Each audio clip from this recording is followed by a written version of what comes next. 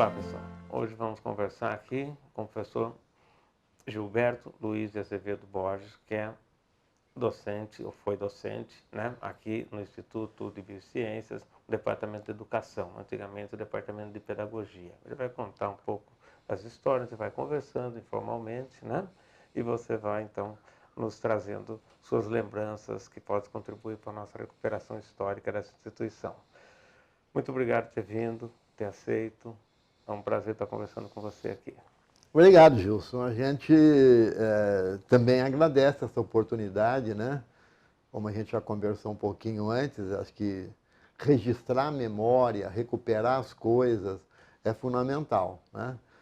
Também, como eu disse agora há pouco a você, para poder organizar essa conversa, a gente ter uma conversa um pouco mais produtiva, eu revi um pouco a minha história, né? Então foi uma oportunidade de rever um pouco a minha história desde a minha formação no curso de História Natural, lá nos idos de 1967, então já se vão aí 50 e tantos anos, né?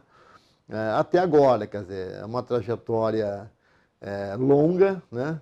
E que uma parte dela, eu acho que uma parte, para minha formação, para minha vivência, muito significativa, aconteceu aqui no Instituto, né, no atual Instituto de Biociências, né? São tantos institutos, tantos nomes, mudou tantos os nomes ao longo desses anos todos, que a gente fica sempre com algumas dúvidas. Mas eu agradeço muito essa oportunidade e espero que essa conversa possa ter, enfim, possa permitir que a gente avance um pouco na compreensão não apenas da nossa história, como até na perspectiva do que pode acontecer no futuro. Pode acontecer. Não, com certeza, essa contribuição vai ser muito útil, a gente que agradece. Então começa dizendo pra gente, como é que você chegou aqui? Então, essa é uma história que sabe que ontem pensando um pouco, como tem coincidências na vida, né? Eu entrei na faculdade em 1967, no curso de História Natural, do atual IBILCE de São José do Rio Preto. Né? Na época, Faculdade de Filosofia, Ciências e Letras de São José do Rio Preto. É um curso que já estava na sua 10ª turma quando eu entrei. E era um curso de licenciatura em História Natural, e como todos os alunos, né, eu tinha como objetivo, não era dar aula, né, era fazer outras coisas. Me lembro que na disciplina de geologia, enfim, no 3º ano, o professor perguntou para a gente assim, afinal de contas, quem é que pretende dar aula aqui? 2 pessoas levantaram a mão da classe de 25, né? E eu não estava entre eles. Mas no ano seguinte, todos nós estávamos dando aula, né? Até naquele próprio ano, mas em 1970, o ano que eu me formei, todos nós estávamos dando aula. Então essa ligação com o Nesp, com o ensino, acontece por aí, né? Eu vim para cá como professor de prática de ensino, em 1975. Né? Mas eu só vim para cá em 75 porque eu tinha vivido uma experiência de docente. Então, trabalhava há 6 anos na rede estadual e trabalhei em escolas particulares. E, ao mesmo tempo, eu estava vinculado em atividade de pesquisa com o professor de prática de ensino de São José do Rio Preto, o professor Grigor Vartanian, que era docente, foi docente durante muitos anos lá, que era um apaixonado pelo ensino de ciências e transmitiu essa paixão, né, para a gente. Muito bem. Com esse trabalho todo, eu comecei a ter uma formação um pouco mais acadêmica, tinha feito curso de especialização com Frota Pessoa, em 73, né, que era uma figura de referência na área de ensino de ciências. Tinha feito um curso de especialização em genética, enfim, eu tinha um currículo que me permitia, se possível, já buscar alguma coisa a mais. E aí eu fui obrigado a fazer isso. Eu fui obrigado porque eu trabalhava numa escola que eu adorava, o Colégio Estadual de Bálsamo, mas há muitos anos já não havia concurso e a gente pegava as aulas em função dos pontos que tinha. E pontos eram, sobretudo, tempo de serviço. E naquele ano, em 75, foi para a escola em que eu trabalhava, eu era assistente diretor da escola também, foi para a escola uma professora de ciências que tinha muito mais pontos do que eu. Falei, o ano que vem eu perco aula. Né? Então eu tenho que fazer alguma coisa. Bom, a primeira coisa que eu fiz foi pegar aula numa outra escola. Uma escola que era o Colégio Industrial de Mirassol, onde a minha mulher também trabalhava. Né?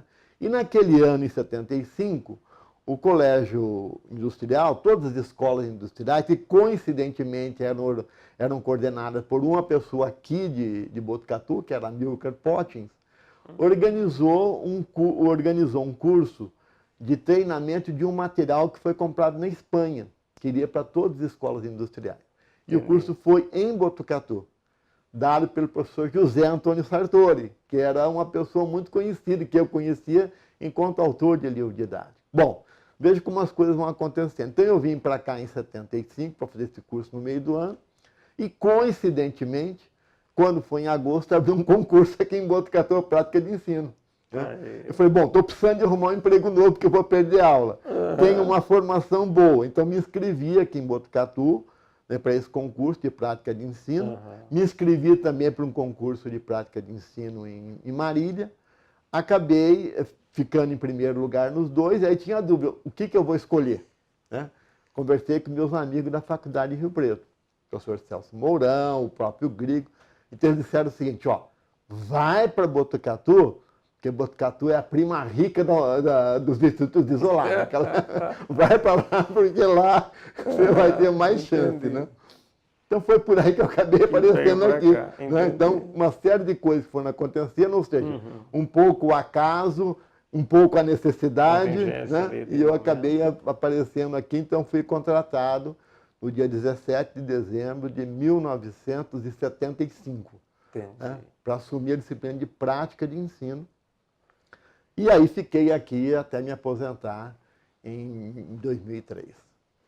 2003, sim. 2003 me aposentei. Ok. E do seu departamento, vou pegar algumas ideias suas sobre a formação do seu departamento. A gente já sabe então de onde veio. No início, como que começou? Era o departamento de pedagogia, né? Departamento de pedagogia. E depois conta pra gente como é que a formação, de onde vieram, de que universidade vieram as pessoas, se você lembrar algumas? A rigor, quando eu vim para Botucatu, em 75, o departamento estava em uma fase de organização. Né? Ele já tinha algum tempo, era departamento de pedagogia. Na época era FCMBB, Faculdade de Ciências Médicas e Biológicas de Botucatu. E nós tínhamos um grupo que era formado tinha dois professores que eram da USP, o professor Nelson Rosamilha, né, que era um psicólogo bastante conhecido e que, de certa forma, coordenava as atividades do departamento. Era uma espécie de chefe de departamento. Né? Tinha o professor Luiz Carlos Salomão, que era um docente formado em biologia, que trabalhava na área de fisiologia no Instituto de Biociências da USP. Né?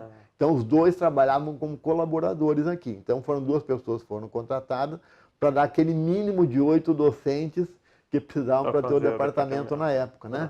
Tinha a professora Raquel, a professora Sônia, que eram as docentes mais antigas, a professora Eli, na área de psicologia, a professora Miriam, que naquele momento, que até então tinha trabalhado na prática de ensino, né, e que estava passando para a estrutura, que era a disciplina em que a Raquel era a responsável, e tinha a professora Terezinha, que também trabalhava na prática de ensino. Então, quando eu vim para Botucatu, nós tínhamos já tínhamos dois docentes na prática de ensino. O professor Luiz Carlos Salomão, que ficava 2 dias por semana aqui, e a professora Terezinha, que ficava o tempo todo aqui, que era uma pedagoga. Né? Então, no concurso, como o professor Salomão era um docente formado na área, eles priorizaram para a contratação alguém que fosse da área. Né? Eu tinha o curso de História Natural e também tinha o curso de Pedagogia. Eu tinha feito Pedagogia nesse tempo, entre a minha formação e a minha vinda para cá, eu tinha feito esse curso de Pedagogia. Então, a gente, em 76, quando começou o curso, nós éramos em 3 docentes na prática de ensino. Né? Era tranquilo. Né? De tal forma que foi possível, inclusive por essas condições, que eu pudesse iniciar o mestrado, porque essa era a condição. Eu vim como auxiliar de ensino, que era o começo da carreira, né? Uhum. E aí disseram, agora se trata de correr e arrumar algum lugar para fazer pós-graduação, né? Entendi. Então, nesse período, a Unicamp tinha aberto, nesse ano abriu o mestrado e eu consegui entrar. Então, o departamento, nessa época, a rigor éramos em 2 na estrutura, a didática, né? Que tinha a professora Sônia, a professora Raquel. Então, nós éramos em 8, 9 docentes. Só que no mesmo momento em que eu fui contratado, e naquele ano, em 75, vários docentes, acho que foi um dos anos em que houve maior acréscimo de docentes aqui na FCMBB, naquele mesmo momento o departamento contratou também um novo docente para psicologia, que foi a professora Maria Alice, né? E contratou uma professora de didática. Então a gente acabou formando um grupo ali de 10 docentes, mais ou menos, para começar os trabalhos em 76. Então, era uma estrutura bastante enxuta, né, mas com condições de tocar todas as atividades do curso de Biologia, que estava, como aconteceu ao longo de toda a história, sempre sofrendo modificações, né? Então, essa era a estrutura que nós tínhamos, né? Estávamos instalados no mesmo prédio em que permanecemos aqui nos blocos, né, durante muitos anos. Inicialmente, o departamento funcionava no prédio do hospital, como os outros departamentos. Então, o pessoal tinha ido ali recentemente, né? Enfim, estava numa fase de implantação do departamento, tanto do ponto de vista de pessoal, quanto do ponto de vista de condições materiais, né? Recursos materiais, enfim. Entendi. O departamento estava numa fase com perspectiva de crescimento, né? Então, essas são as condições que rapidamente foram desfeitas pelas mudanças que aconteceram, né, na Unesp. Na hora que começa a Unesp, né? E me fala um pouquinho ainda, focando no departamento, depois a gente volta mais para a Unesp, quando o departamento foi extinto, não é? Teve um problema lá na frente. Sim. E ele foi extinto e as pessoas ficaram, a Miriam ficou lotada no meu departamento, né? Teve isso e depois Sim. teve um reencontro feliz novamente. A rigor a gente teve 3 etapas, né, Gil? Como é que é isso? Então conta as etapas. A gente teve 3 etapas. Com a criação da Unesp em 76, já começou todo um movimento. No primeiro momento o departamento continuou, mas começou todo um movimento de elaboração dos estatutos da Unesp, etc. Quer dizer, uma mudança extremamente complicada, mas que certamente redundaria em modificações. Então, a discussão em 76, logo depois da criação da Unesp, em janeiro, foi como é que vai se reorganizar essa instituição, ou como vai se organizar essa instituição. E acabou gerando, quer dizer, nesse processo todo, né, lógico que isso já é conhecido, você era aluno aqui, acabou gerando a criação do Instituto Básico de Biologia, Instituto Básico de Biologia Médica e Agrícola, IBBMA, né, como uma das unidades. E nesse mesmo processo, o Departamento de Pedagogia acabou sendo extinto. Foi nesse mesmo começo. Foi, simplesmente, não só o Departamento de Pedagogia, o Departamento de Matemática, o Departamento de Química, o Departamento de Física, né? Só que esses departamentos acabaram se aglutinando. E o Departamento de Pedagogia não, simplesmente foi extinto. E nós, docentes que estávamos aqui, fomos realocados, né? Então, num primeiro momento, essa realocação aconteceu da seguinte forma. Eu fiquei em Botucatu vinculado ao Departamento de Genética. Tá. Naquela época, inclusive, o departamento de genética ainda funcionava no hospital. Fiquei no departamento de genética. Os demais docentes acabaram indo para os departamentos ligados ao curso de pedagogia em Araraquara. Tá. Então, tem essa fase. Foi para Araraquara. Então, eles foram distribuídos para o departamento de didática, enfim, para o departamento respectivo. Alguns docentes, nesse momento, saíram, né? O professor Luiz Carlos Salomão e o professor Nelson Rosamila tiveram seu contrato extinto, né? A professora Terezinha Volpone era docente da rede municipal, ela voltou, da rede estadual, ela voltou Ela era esposa do professor do Volpone, professor Hélio Volpone, lá que era o docente. do desenho, de arte. Exatamente, professor de arte do Instituto. Do ensino fundamental. Do IECA, né? Isso, do IECA. Instituto de Educação Cardoso de Almeida. Docente, ela era a esposa dele.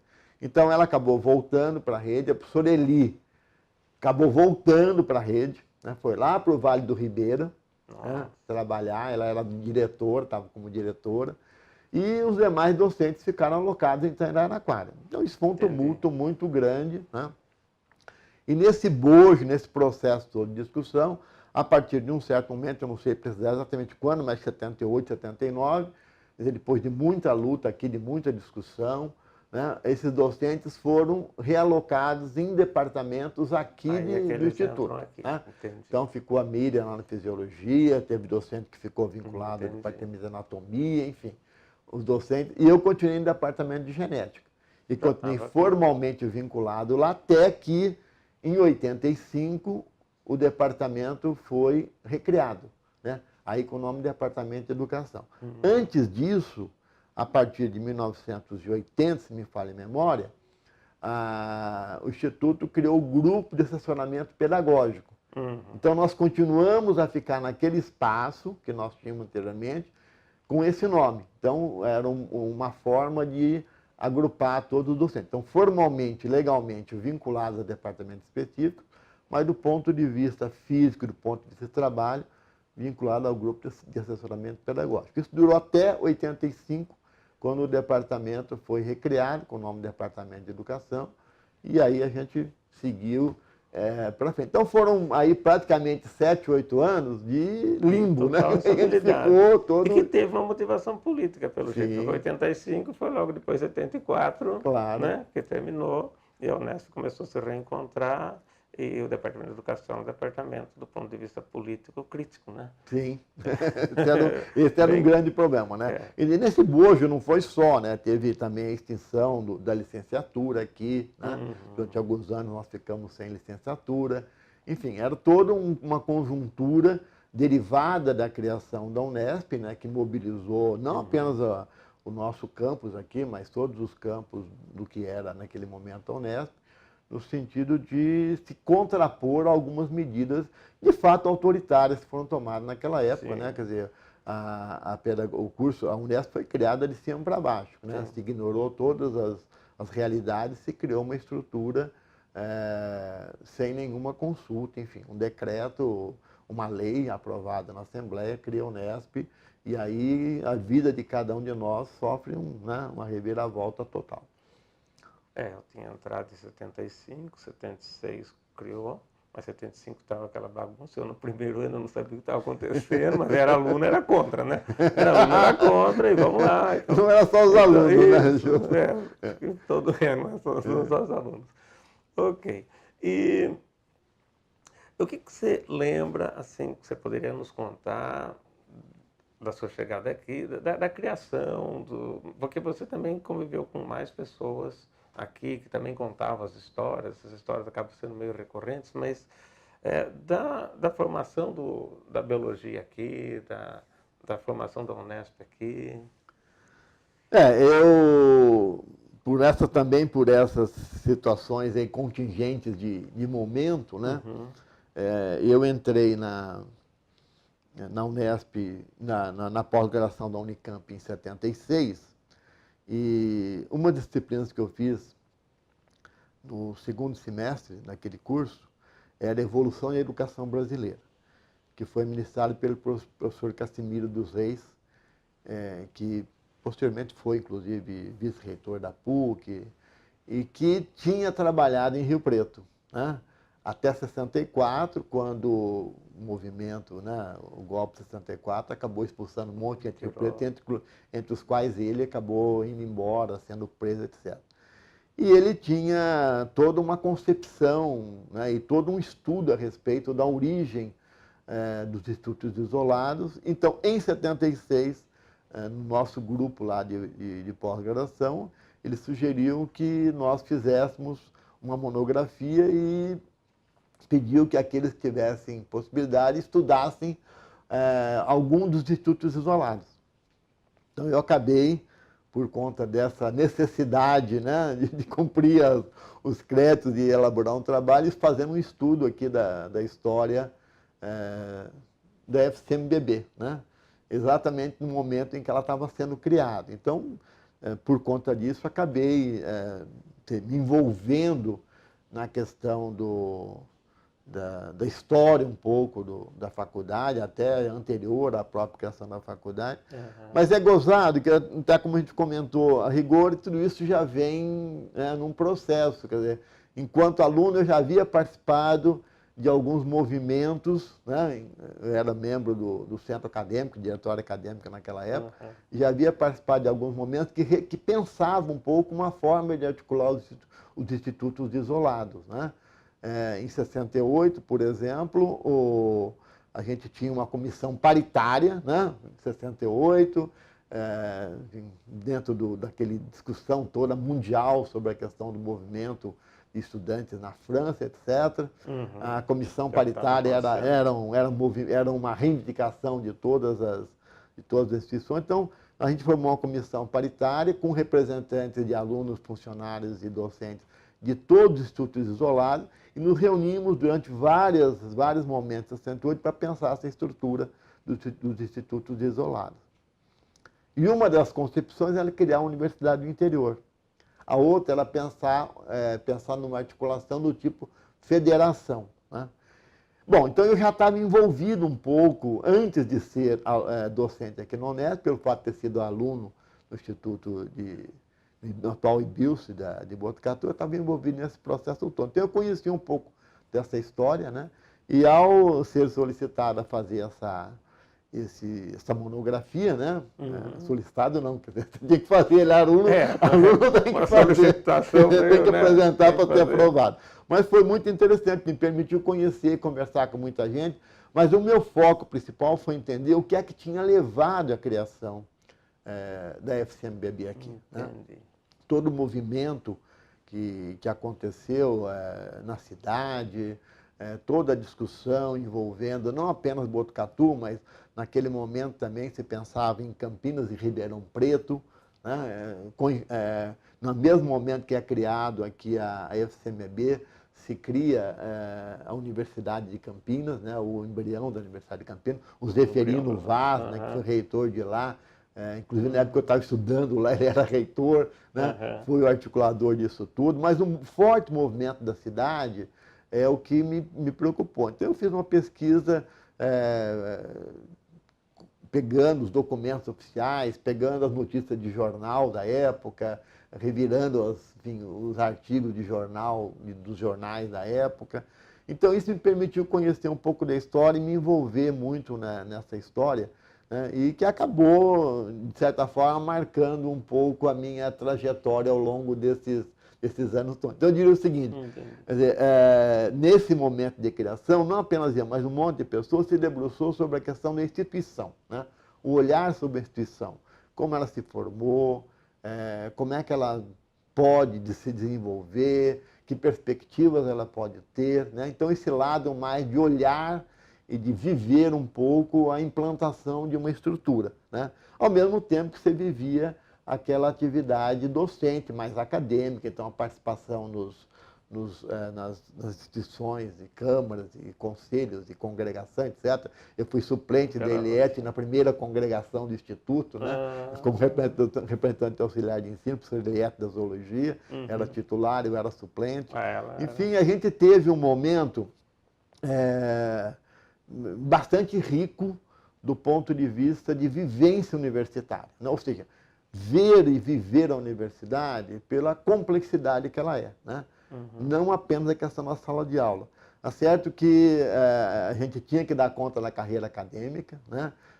Nessa época eu estava na Unicamp, ficava 3 dias em Campinas, porque eram disciplinas em tempo integral. Eu vinha para cá na segunda-feira, dava aula na segunda-feira, ficava em Campinas terça, quarta e quinta, voltava na sexta-feira e ainda na sexta-feira eu tinha que ir para Mirassol, onde morava minha esposa, com um filho novo. E era uma então, isso é próprio da vida da gente. Então, é um momento em que a gente é jovem e consegue fazer tudo isso. Coisas. Mas foi um momento muito rico. E aí acho que daí emergiram várias pessoas que acabaram no momento de reorganização da universidade ou de redemocratização da universidade, acabaram assumindo os postos-chave, né? Daí surgiu um Arthur, né?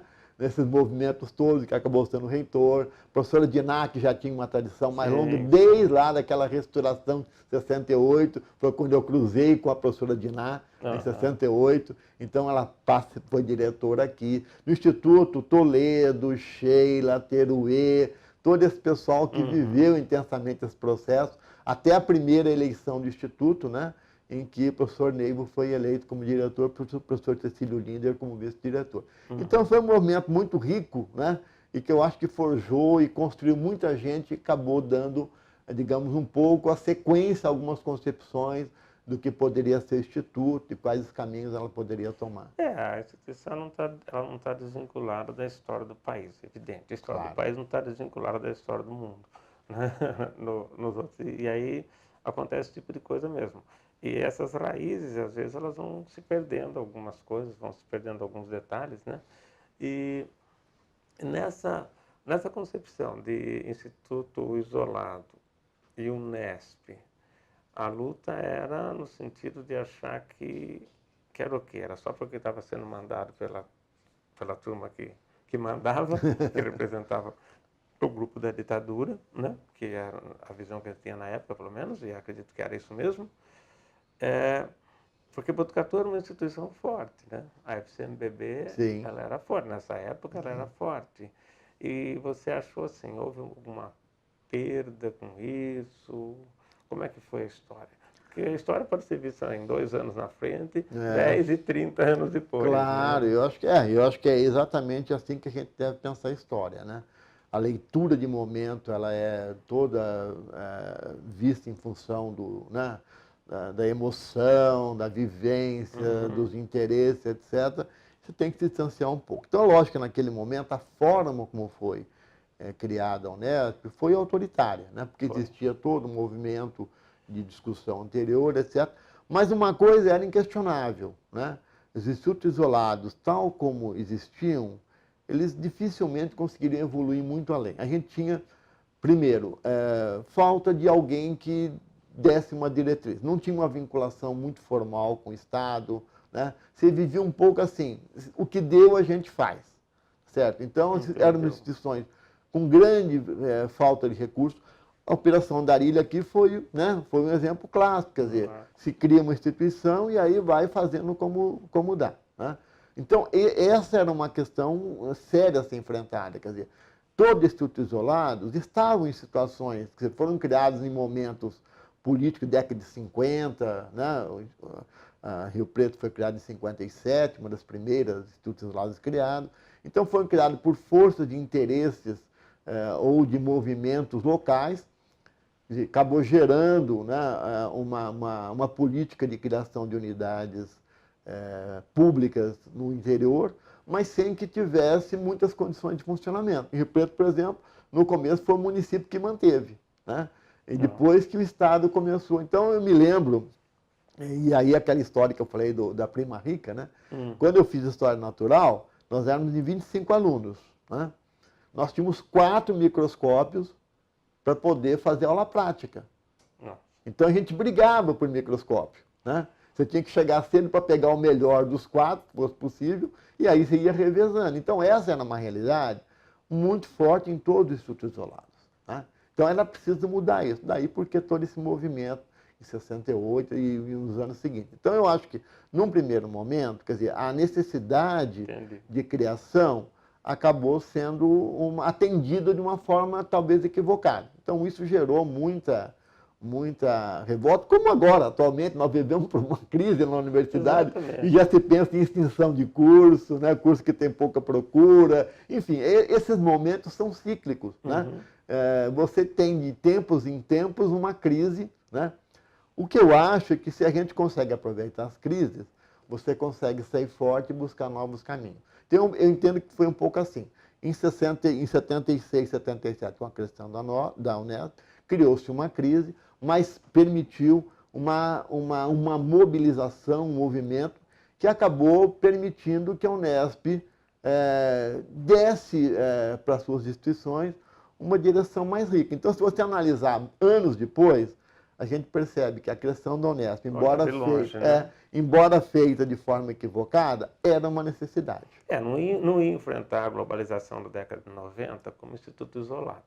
Claro, ia ser engolida. Não tem jeito. Engolida, né? Imagina hoje a gente... Não que eles pensaram nisso. Não, mas claro. Então, foi o produto que deu para tirar de melhor. Eu acho que essa é a grande vantagem da gente avaliar ao longo do tempo, de ter oportunidade de avaliar ao longo do tempo. Entendi. Embora nem sempre seja muito claro para as pessoas. Mas Sim. a gente tem que se distanciar um pouco, né? E perceber que eu entendo hoje que a criação da Unesp, naquele momento, embora feita de forma equivocada, era uma necessidade e acabou dando bons resultados depois, né, na década de 80, 90. E a Unesp é o que é hoje um pouco por conta não apenas de ter se juntado as unidades com características tão distintas, mas dela ter encontrado nessa diversidade que ela o seu espaço de crescimento, o seu caminho próprio. Então, nós ainda hoje, em muitos sentidos, somos isolados, né? Porque a gente tem cursos, Botucatu, por exemplo, tem forte na área biológica, Araraquara forte na área de humanas. Então, cada um tem a sua especificidade mantida, essa história está mantida. Manteve sua personalidade. Tem a sua personalidade mantida, as suas características mantidas, atende às características mais ou menos da região, né? Mas a gente consegue hoje ter uma interlocução muito maior com as outras unidades. Existe um todo que permite a gente repensar um pouco algumas coisas em um polo, em outro, em um campus e outro, para poder pensar isso como universidade. Entendi. Isso dá uma outra percepção nessa história, né? Acho interessante essa visão que você coloca. E me diga uma coisa, você estava lá envolvido com a educação, num momento difícil e tal, e chegou num dado momento que você ficou cuidando da educação da cidade, da região, como secretário de educação. Conta um pouco essa experiência, porque isso é um produto da Unesp, Sim. Ajudando de uma forma um pouco mais presente, né, a região e a cidade. Eu sempre penso assim, quer dizer, a vida da gente, a gente sempre consegue encontrar um fio condutor, né?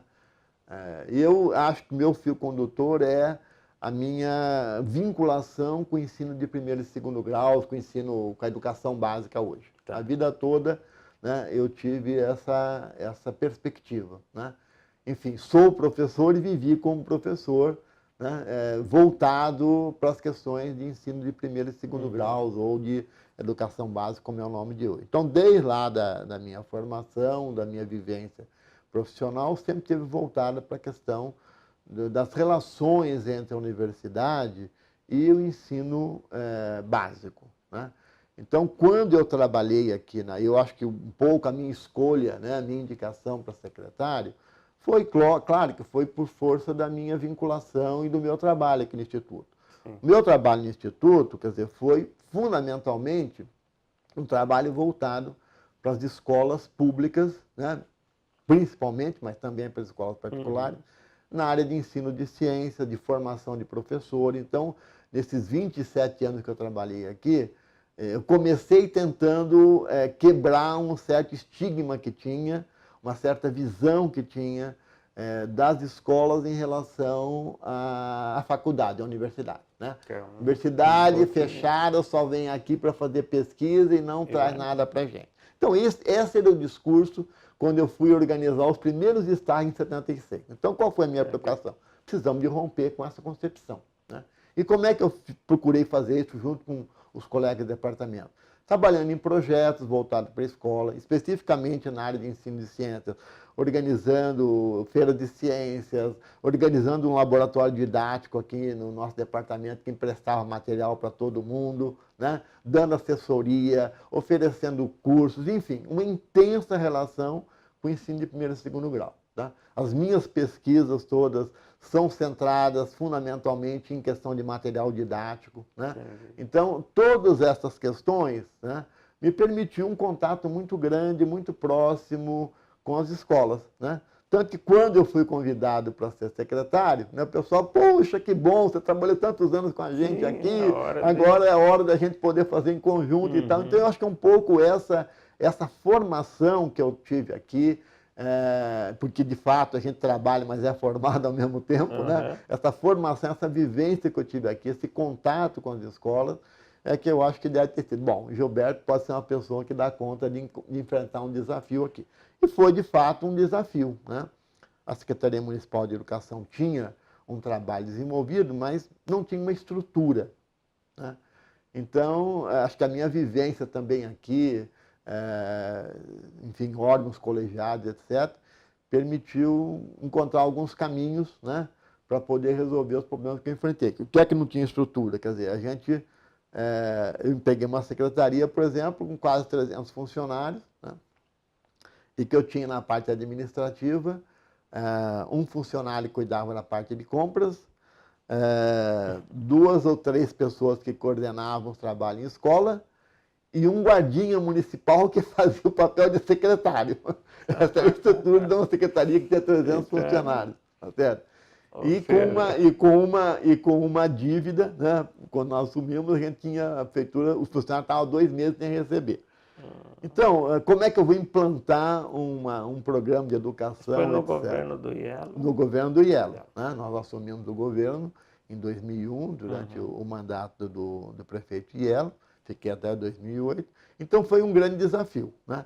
E só foi possível romper esse desafio, primeiro, porque a gente encontrou muito apoio, né, dos professores que estavam lá, que me conheciam, né, dos diretores de escolas que me conheciam, enfim, eles sabiam que eu tinha trabalhado durante muitos anos, né, sem nenhum outro compromisso a não ser melhorar a qualidade da educação. De fora que vai falar para eles o que tem que fazer. Embora eu fosse da universidade, né, e as pessoas anteriores geralmente eram funcionários da própria prefeitura, isso acabou não sendo um grande problema, porque eu tinha essa interface muito forte já de 20 anos com a rede municipal e com a rede estadual, né? Então isso facilitou muito o trabalho, mas foi um desafio muito grande, que só foi possível, como eu disse, por conta dessa interface e porque eu acho que eu tive uma vivência aqui, né, que me deu alguns caminhos, que nesse período todo que eu estive aqui, eu trabalhei muito em contato com a Secretaria de Educação do Estado, né? Elaborei proposta curricular de biologia, enfim, tinha uma vivência também da questão, digamos, pedagógica no âmbito macro, né? Que me permitiu pensar alguns projetos para a Secretaria Municipal de Educação de Botucatu. Entendi. Eu lembro que numa palestra que você deu para o Grupo PET, há muitos anos, você falou uma coisa que me marcou muito. Você falava assim, uma coisa é entender a teoria, é um aprendizado. Outra coisa é fazer a teoria virar prática, é outro aprendizado. E não é porque o aluno aprendeu a teoria que ele sabe aplicar, né? E foi uma coisinha boba, mas você percebe assim, do que você fala agora da sua história, né?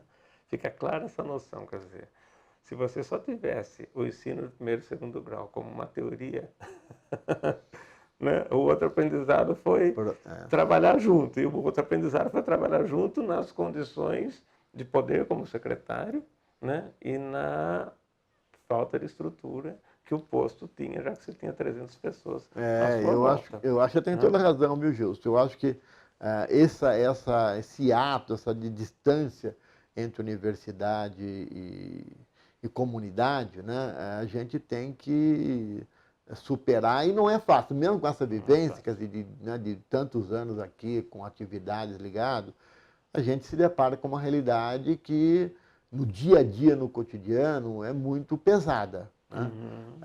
E eu senti isso. Então, implantar projetos, por exemplo, não é apenas chegar, eu quero que faça isso, né? Você tem que trabalhar, quer dizer, coisas anteriores, quer dizer, vamos preparar esse pessoal, vamos discutir com eles, né? Qual a necessidade, isso interessa. Eu vou dar um exemplo que eu acho de uns projetos que eu acho que foram interessantes, que existe até hoje na Secretaria de Educação, que é o projeto Lego, né? Trabalhar com o projeto Lego. Umas pecinhas aí e tal, né? Quer dizer, como é que a gente chegou a isso? Quer dizer, a gente foi procurar dizendo, olha, uma perspectiva de trabalhar assim, assim, assim. Então a gente chama as pessoas e diz, olha, eu tenho essa perspectiva. O que vocês acham disso? Tem alguém que se interessa em fazer? E aí a gente começa a trabalhar isso, começamos a trabalhar com 3 escolas que se dispuseram a enfrentar o desafio. Né? Uhum. Então você começa com 3 escolas, sente como é, vai avaliando, enfim. Eu acho que uma coisa que eu aprendi na universidade e que foi muito importante para a minha vivência era pensar em termos de projeto. Ou seja, o que eu quero, o que nós queremos para esse trabalho, como é que eu posso desenvolver. Então essa era uma coisa que eu tentei implantar na secretaria. Você quer tal tipo de coisa? Né? Vamos transformar isso num projeto de ação? O que você precisa para isso? Muito bem, coloque minimamente isso no papel. Fiz isso, por exemplo, na questão do projeto LEG. Então, pegamos com 3 pessoas. Então, vamos trabalhar com 3 pessoas.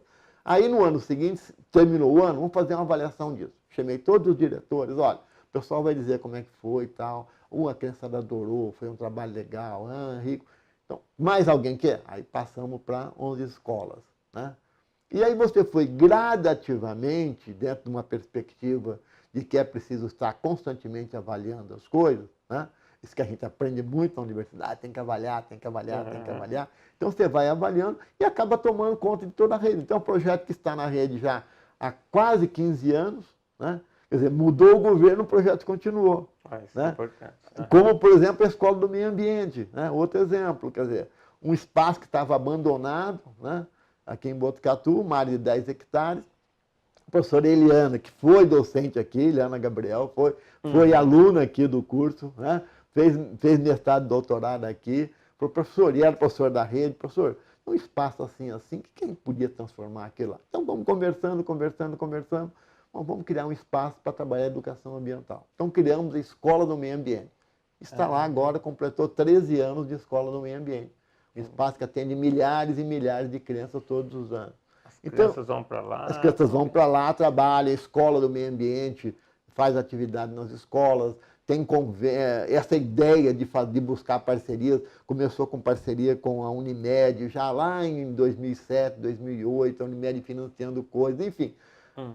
Ela cria uma estrutura, né, as escolas, e nesse caso específico a Escola do Meio Ambiente, cria uma estrutura que consegue fazer com que ela vá buscar os seus próprios caminhos. Enfim, no primeiro momento ela tem um auxílio, e assim também nas escolas. No primeiro momento você trabalha com o diretor, orienta, etc. Aí ele começa a gerar demandas, vai buscar parcerias. Então essa foi uma das coisas que eu procurei implantar na rede. Né? A mentalidade de que a gente tem que buscar alternativa de trabalho, existe alternativa de trabalho, é preciso trabalhar com os recursos internos, mas nós podemos buscar parcerias fora, né? Podemos enriquecer o trabalho no cotidiano da escola com a formação de quadros. Né? Então, a capacitação não pode... Bom, hoje eu vou dar um curso assim. Né? Qual é a demanda da rede? Então, essas são coisas que a gente levou daqui dessa vivência no Instituto para lá. Né? Lógico, fazendo, como você disse, essa passagem do teórico para o prático. Né? Quer dizer, muitas coisas que a gente pensa aqui no papel, chega lá, não acontece assim. Tem que dar uma ajustada. Tem que dar uma ajustada na realidade, porque ela é muito distinta. Né? Assim. Uma hora a demanda é de ônibus, outra hora a demanda é de merenda, você tem que trabalhar com... Outra hora a demanda é do professor ser capacitado. Né? O fato de eu ter vivido aqui na Unesp, né? Eu era membro da Câmara Central de Graduação durante um período, né? Em que foi implantada a tal da pedagogia cidadã, né? Um programa de educação à distância da Unesp com as prefeituras municipais. E eu confesso a você que eu votei contra isso na Câmara Central de Graduação. Eu votei, mas a reitoria implantou. Alguns anos, 2 anos depois, eu estou na secretaria e vem uma demanda dos professores. Senhor Gilberto, não tem como fazer um convênio com a prefeitura, com a Unesp para criar um curso?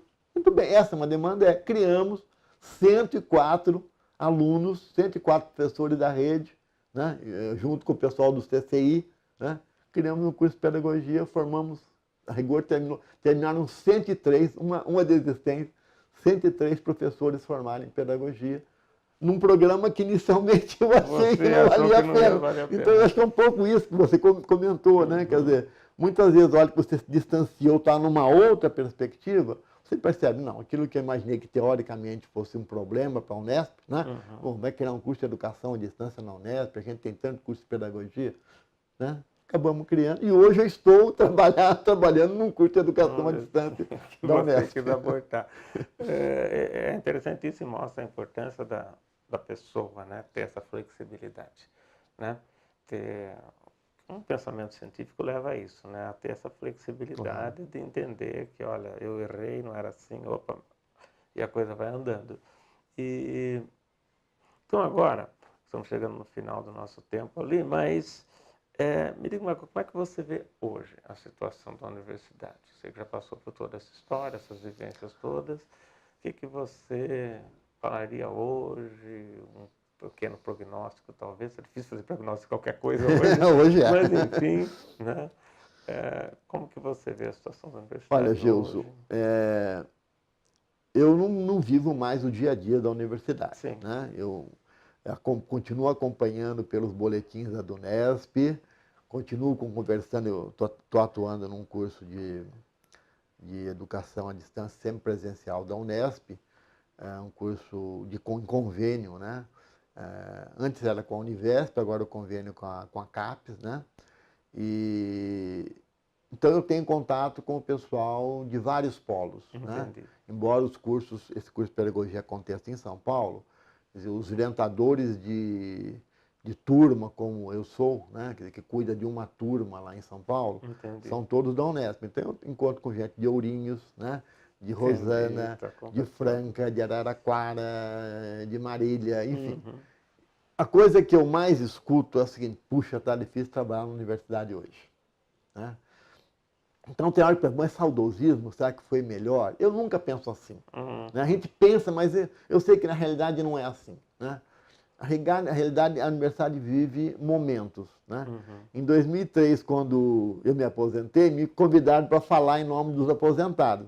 Então eu disse o seguinte: olha, ao longo desse período, a gente percebe. E estava um momento de calmaria. Em 2003 a coisa estava menos tranquila. Talvez esteja faltando uma crise para a gente dar uma olhada diferente. Não precisamos de fazer um caminho. Eu acho que a Unesp, a universidade, de maneira geral hoje, brasileira, vive um momento de impasse. Né? E particularmente a Unesp, já há alguns anos, né?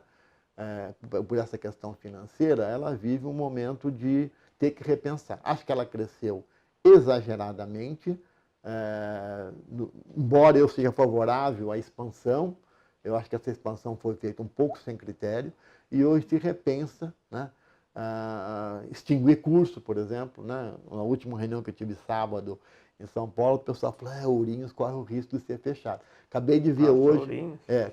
O Ourinhos tem curso de geografia. Né? Entendi. Acabei de ver hoje a relação candidatos-vaga. Né? Botucatu tem medicina 307 candidatos por vaga. Um curso sólido que está concedendo. A Ourinhos tem 1,4 candidatos por vaga, numa modalidade noturna, lá não sei, a outra 1,6. Né? Bom, eu acho que a gente, nesse momento, tem que ter essa perspectiva, esse olhar mais crítico. Não dá para sair, precisamos de cortar a verba, vamos fechar aqui, fechar lá. Né? O Unesp expandiu muito. Eu acho que não se justifica, por exemplo, a gente ter tantos cursos repetidos em vários lugares, né? Até incluídos, muitas vezes, por conta de ter um corpo docente lá que desse conta. Eu fui relator, por exemplo, de alguns cursos de biologia, de 2 pelo menos, implantação de 2 cursos de biologia na Unesp, quando eu era da Câmara Central, o de Ilha Solteira e o de Jabuticabal. Né? Quer dizer, eu fui relator desse processo, fiz lá as minhas considerações e tal, mas não tinha muito argumento para você dizer não naquele momento. Né? Então, talvez essas questões feitas a cada momento acabem redundando em problemas. Acho que falta repensar a questão administrativa da Unesp. Né? Tem que se repensar a questão mesmo dos cursos existentes, das demandas que podem ser feitas, mas tem que continuar aquela luta, né, de buscar alternativas que não são fáceis. Né? Reivindicar, por exemplo, aumento de percentual de ICMS, enquanto docente da Unesp, eu acharia ótimo se a gente tivesse mais verba. Mas será que não tem outras demandas? Então eu tenho que pensar num contexto geral. Né? Eu vivi a escola de 1º e 2º grau e vivo ainda hoje intensamente. Sei que também falta dinheiro lá. Né? Então, o que nós temos que priorizar? Acho, portanto, em resumo, que nós precisamos de fazer um estudo sério, né? Nós vivemos uma crise, é preciso olhar um pouco para trás do que aconteceu, né? Para não cometer os mesmos erros, mas não podemos sair reformando a universidade só por conta de cortar R$ 1.000 aqui, 2.000 ali, 3.000 ali, que não é isso que vai resolver, né? Um momento sério, um momento de reflexão que eu acho que é preciso que todos nós, quem está na ativa, quem está aposentada, olhemos com muito cuidado, Quer dizer, para não perder uma história, sim, né? Para não perder todo um trabalho que foi feito ao longo desses 50 anos. Quer dizer, é como se fosse um prédio de 3 andares que não dá para começar a construir lá de cima. Senão não vai ter jeito, né? E que, então, investimento não adianta ficar jogando lá. Se a gente começar a reformar aqui embaixo e for subindo, parece que é uma coisa mais planejada.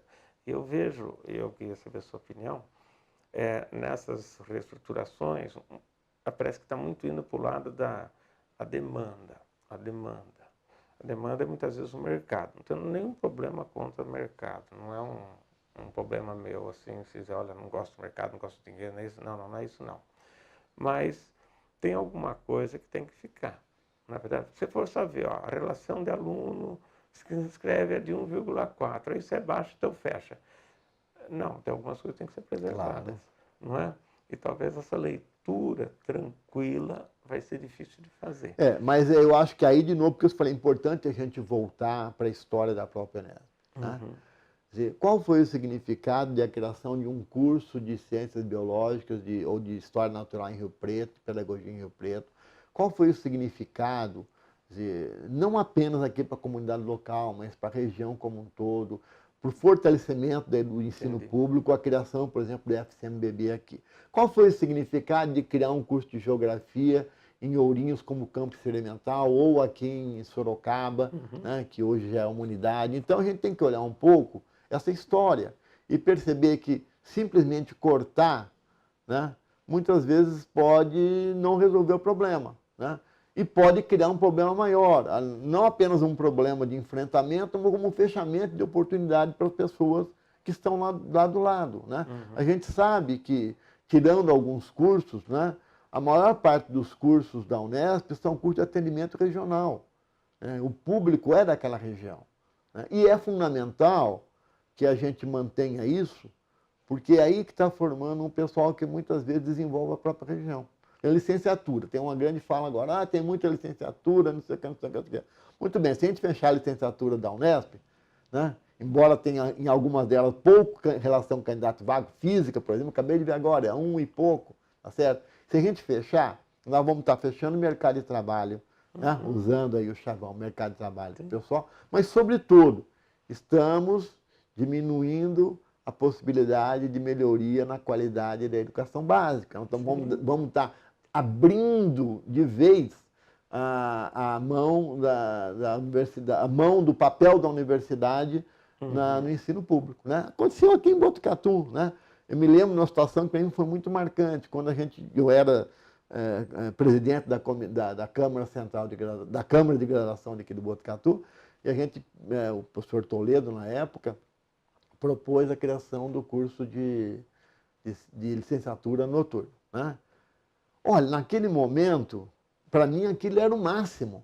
Você vai abrir um campo que só tem curso em tempo integral, você vai abrir a possibilidade do pessoal da região estar frequentando aqui à noite, né, com essa perspectiva.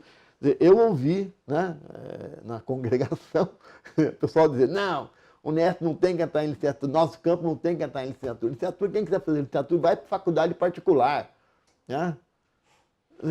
Isso dói um pouco para quem vive o ensino, para quem pensa que a educação pública, ainda hoje, é a única chance que a grande parte da população tem para poder ascender socialmente, culturalmente, economicamente, né? Quando eu estava no ginasial, eu fiz o meu ginasial num período chamado extensão. Eu não entendi o que era, mas era pegar os últimos dos últimos e colocar entre o fim da aula da tarde e o começo da aula da noite, eles criaram um quarto. Quarto turno. E se eu não tivesse ali, eu não sei onde eu estava. Entendeu? Isso que você fala, quer dizer, isso noturno, ele dá mais chance para pessoas que de repente não conseguiu um bom desempenho, ou pessoas que trabalham de dia e que precisam do atendimento à noite. Eu acho que a universidade tem que pensar isso. E o EAD deve estar entrando nisso também, né? Com certeza. Né? Então, por exemplo, esse é um exemplo típico aí. O curso que eu trabalho de EAD não é um curso totalmente à distância, né? Ele é sempre presencial. Então, eu sou um crítico hoje, por exemplo, da proposta de EAD da Univesp. Lá no polo que eu trabalho, em São Paulo, tem o curso de pedagogia da Unesp, que são 2 dias por semana, uma intensa programação nos outros dias, né? Com acompanhamento sistemático. Nós estamos toda terça, eu não estou lá, mas tem lá o tutor lá que está lá toda terça, toda quarta. Os alunos têm frequência, né? Não é que vai lá para tirar dúvida, vai ter atividade, né? Ao mesmo tempo, tem lá um outro curso da Univesp em que o primeiro semestre era uma vez a cada 15 dias, o segundo semestre era uma vez por mês, e a partir do segundo ano do curso ele só vai fazer prova, né? E hoje a gente tem foram abertas 50 mil vagas. Então também a gente tem que ter um pouco de sensibilidade, de senso crítico, perceber que não vale tudo nessa história, né? Porque se é poder assim, né? Embora seja público, o aluno não pague, né? Talvez por isso seja melhor do que a particular, mas também não é de qualquer jeito. Então eu acho que é um pouco isso que a Unesp não pode deixar de considerar, né? Licenciatura pode estar deficitária, não tem 300 candidatos por vaga, tem 1, tem 2, tem 3, tem 4, mas é daí que estão saindo profissionais que acabam tendo, muitas vezes, um papel fundamental na perspectiva de mudar um pouco a realidade da educação básica no estado de São Paulo. A gente não pode abrir mão da qualidade, e a universidade, casando com as escolas pré-universitárias, ela cumpre sua função, né? Eu acho que esse é o grande desafio, viu, Gilson? A questão entre você manter a escola pública de qualidade, permitindo que as pessoas possam ter um espaço de formação adequado e, ao mesmo tempo, conviver com uma insuficiência de recursos, né? Que é crítico, que não é da universidade, da sociedade brasileira, né? Todos nós estamos aí com dificuldades, né? Então, eu acho que nesse momento, a gente não tem que olhar só quanto que eu vou cortar aqui, quanto que eu vou cortar ali. Ou seja, nós temos que repensar o projeto de universidade. O que nós queremos com essa universidade, que caminho ela pode ter, né? De que forma a gente pode manter essa qualidade que é reconhecida da Unesp, né? Por isso que nós temos lá os alunos ainda frequentando, né? No nosso curso de educação à distância, porque no fundo o que tem é Unesp por trás, né? Ele prefere 2 vezes por semana lá do que fazer um curso que ele vai só fazer prova, porque tem o pessoal diz aqui, tem a grife, né? Tem a qualidade da Unesp, tem um diploma expedido pela Unesp, né? Agora, essa é uma questão também que tem que ser pensada dentro da própria universidade, né? A universidade, a Unesp, todas as universidades públicas, ainda tem muita resistência à educação à distância. Eu lá, voltando contra 15 anos atrás, acho que um dos caminhos que a universidade não pode abrir mão é pensar como é que nós conseguimos demandar, atender as demandas sem necessariamente ter o indivíduo 40 horas por dia ali dentro. Exato. Né? Então, acho que essa difícil encruzilhada que a universidade vive agora, né? Como é que eu faço para manter essa qualidade? Como é que eu me aproprio das novas tecnologias para poder melhorar a qualidade de trabalho, para diversificar um pouco, né? Eu disse, né, que quando eu cheguei aqui, nós éramos em 3 professores de prática de ensino, né? Num certo momento, né, em 78, quando você era aluno, 79, eu era o único docente. Eu dei aula de didática, de estrutura, de psicologia, certo? Não tinha jeito. E recebia ainda, atendia as pessoas de outros lugares, né? Eu trabalhava 30 horas por semana dando aula. É lógico que esse não é ideal, mas a gente tem que pensar um pouco o modelo novo. Esse modelo novo passa efetivamente por pensar a universidade como um todo. Tem que ser proativa, né? Com certeza. É isso, Gilberto. Temos que encerrar e eu lhe agradeço muito por ter vindo e por dar todas essas contribuições valiosas que mostram todas as suas experiências colocadas em práticas, né?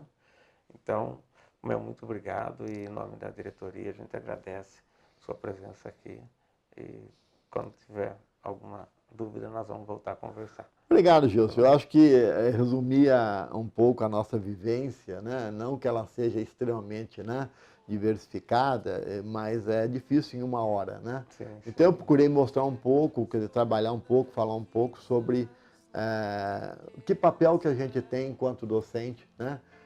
Que pensa a formação dos nossos alunos, mas não esquece que nós estamos inseridos numa sociedade. Né?